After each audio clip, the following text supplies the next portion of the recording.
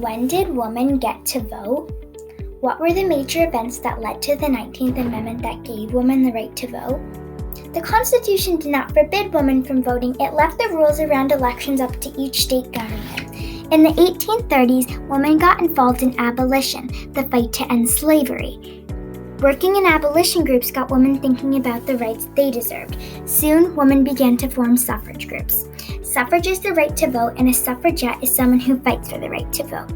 Suffragettes Elizabeth Cady Stanton and Lucretta Mott organized a women's right convention.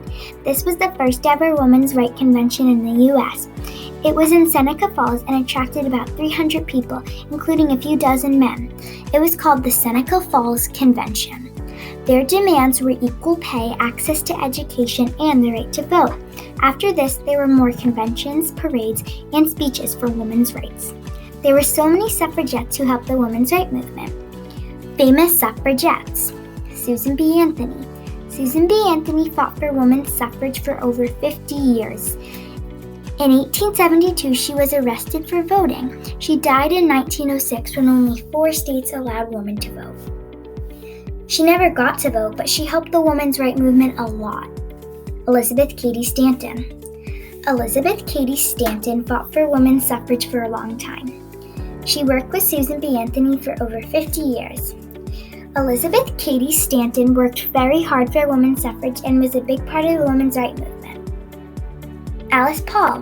When Alice was a little girl, she would always watch her dad go to vote, but her mom could never go. Alice thought this was very unfair. Alice organized a very big women's right parade when she was older. Alice formed a women's suffrage group called the National Woman's Party. Alice was a big part of the women's suffrage movement. Esther Morris. As a child, Esther set her mind to something and did it, such as making tea, sewing, and more.